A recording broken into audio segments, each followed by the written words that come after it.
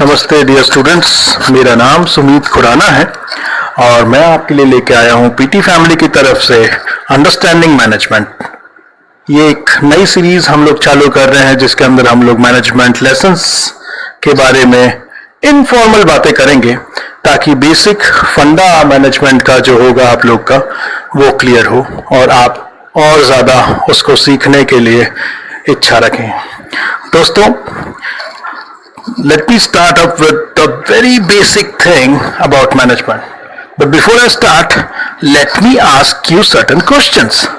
तैयार है क्वेश्चंस के जवाब देने के लिए?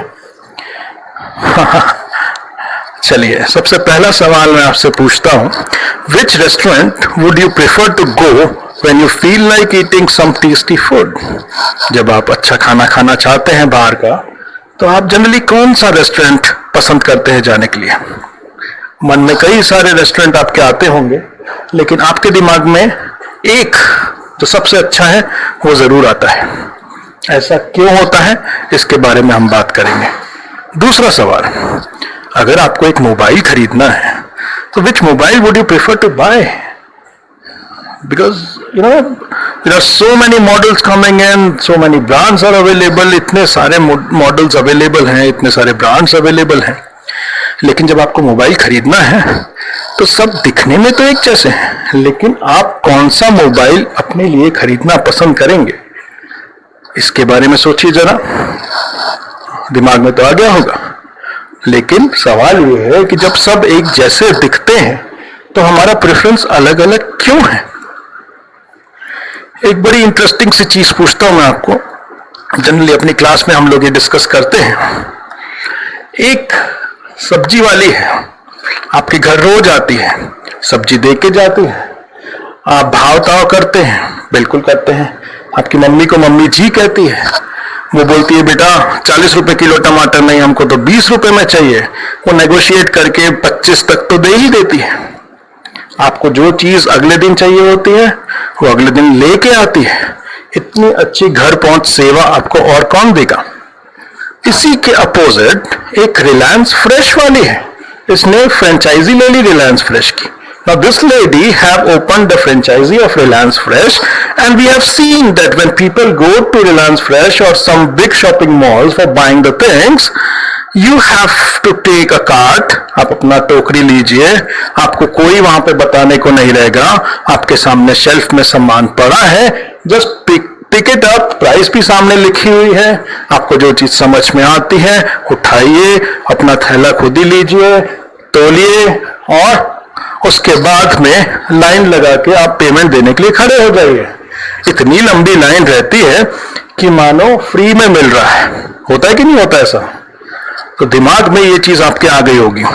अब समझिएगा, वो लड़की जो 15 साल से घर पे आके आपको सामान दे रही है, आप उससे नेगोशिएट कर पा रहे हैं, आप उससे जो सामान मंगाना है अगले दिन वो ला के दे रही है, आप उससे सामान लेना पसंद ना करते हुए वीकेंड्स पे अगर आपसे पूछा जाए कहाँ जाके सामान लेना पसंद करेंगे, तो आप बोलेंगे मॉल जाना है।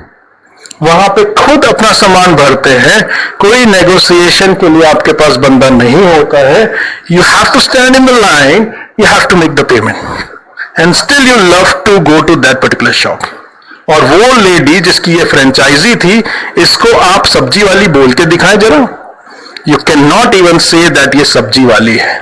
आपकी नजर में वो एक एंटरप्रेन्योर है, वो एडमायरर है कई लोगों की, सब लोग उसके जैसा बनना चाहते हैं, और वो सब्जी वाली को आप एक ऐसी नजर से देखता रहिए तो रोज आती है। So see the difference, both the ladies are selling the vegetables, but एक सब्जी वाली है, दूसरी एंटरप्रेन्योर है। और आप किसको एडमायर करेंगे, जरा सोचिएगा। दोस्तों, एक और सवाल मैं अगर आपसे पूछता हूं कि किसी एक बिजनेस हाउस का नाम ले लीजिए जिसको आप बचपन से देखते आ रहे हैं, कोई भी बिजनेस, तो आपके जहन में कई सारे बिजनेस आ गए होंगे। आ गए कि नहीं आ गए? Very good. लेकिन जहां तक मैं समझता हूं, आप में से कितने ऐसे लोग होंगे जिन्होंने अपने खुद का, अपने दोस्त के बिजनेस का, अपने पड़ोसी के बिजनेस का नाम लिया होगा? How many of you have taken the name of your own business? This is the irony. सबसे बड़ी दुविधा की बात यही है। ये जितने भी सवाल मैंने आपसे पूछे हैं, इनके पीछे एक कारण है। इस कारण को जानने के लिए हम पहले ये जान लें कि ये जो बिजनेस होता है, हम उसको दो हिस्सों में डिवाइड कर सकते हैं, या यूं कह लीजिए बिजनेस दो टाइप के होते हैं। There are two types of business. One business which is known to everyone and second is unknown business. अभी तक आपने जिस जिस बिजनेस का नाम लिया था, ये नोन बिजनेस है, लेकिन चूंकि आपने अपने ही बिजनेस का नाम नहीं लिया, आपने अपने दोस्तों के बिजनेस का नाम नहीं लिया, ये अननोन बिजनेस है। ऐसा क्यों? समझ में आ रही है मेरी बात? Now, if you talk about what is business, business is any activity done with the aim of earning profit. Yes or no?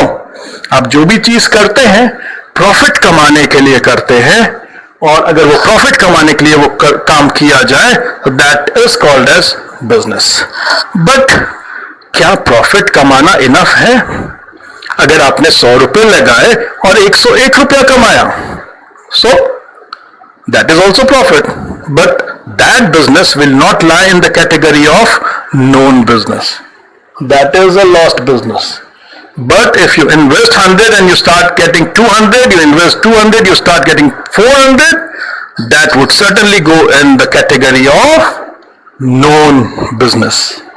और यहां पे जब हम सवालों के जवाब ढूंढते हैं, तो हम वापस से उन सवालों पे जाते हैं। पहला सवाल था, आप किस रेस्टोरेंट में जाना पसंद करते हैं, किस व्यक्ति के हाथ का बना खाना पसंद करते हैं?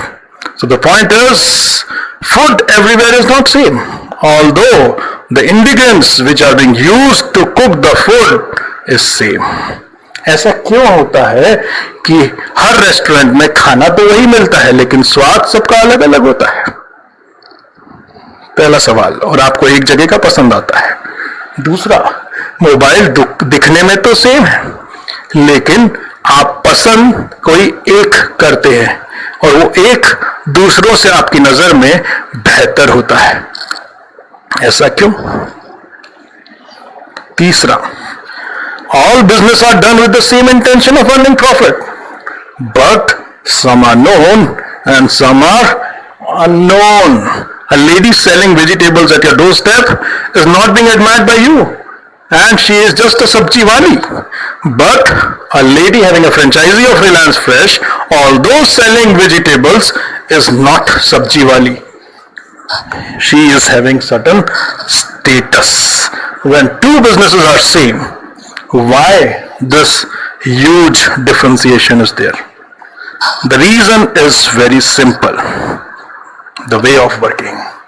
जो व्यक्ति खाना ज्यादा अच्छे तरीके से बनाता है, जो मोबाइल दूसरों से ज्यादा अच्छे तरीके से चलता है, जिसका प्रोसेसर फास्ट है, जो व्यक्ति बिजनेस उस तरीके से करता है कि जिसका मुनाफा तो हो लेकिन मैक्सिमम हो, 100 का 200, 200 का 400 हो, रादर देन 100 का 101 हो, वही बिजनेस नोन कैटेगरी में जाता है। हम उसी व्यक्ति को पहचानते हैं जो दूसरों से बेहतर होता है, और बेहतर वही व्यक्ति होता है जिसका काम करने का तरीका दूसरों से अलग और अच्छा होता है। दोस्तों, यही होता है management. Here comes the management. एक जनरलाइज डेफिनेशन की बात कर सकते हैं हम आज यहाँ पे मैनेजमेंट में। वैसे तो कई सारी डेफिनेशंस होती हैं मैनेजमेंट की, लेकिन काम करने का तरीका ही मैनेजमेंट कहलाता है।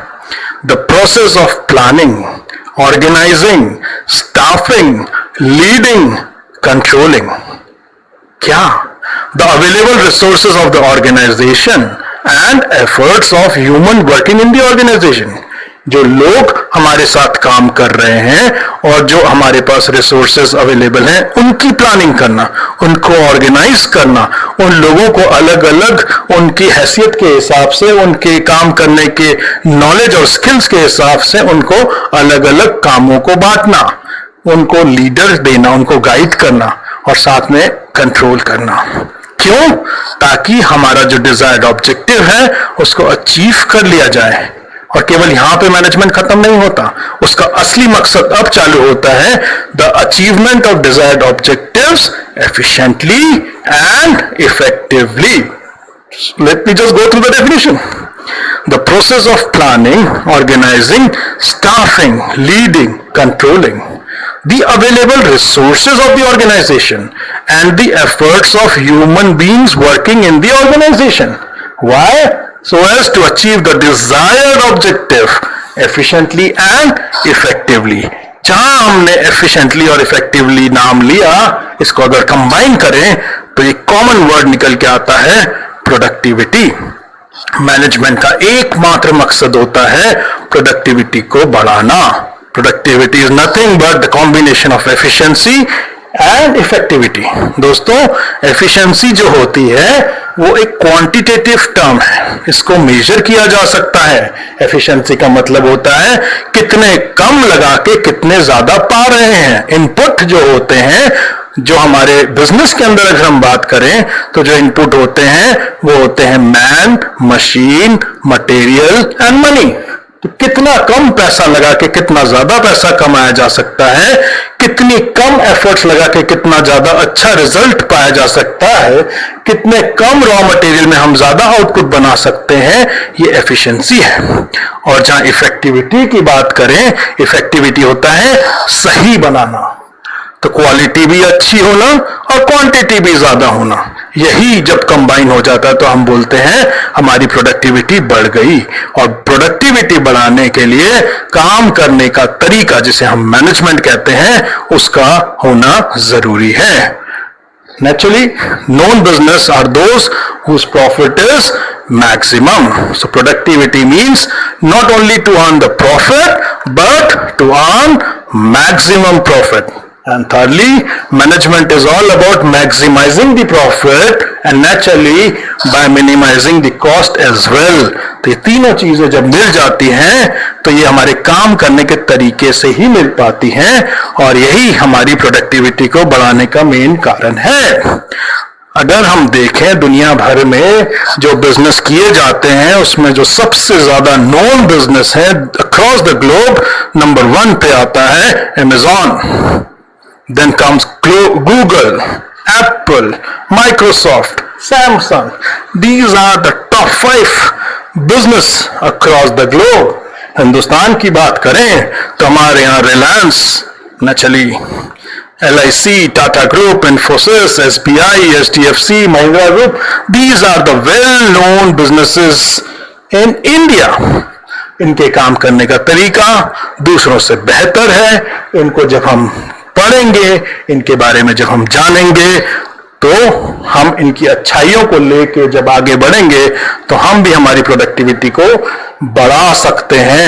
इसी को मैनेजमेंट कहते हैं.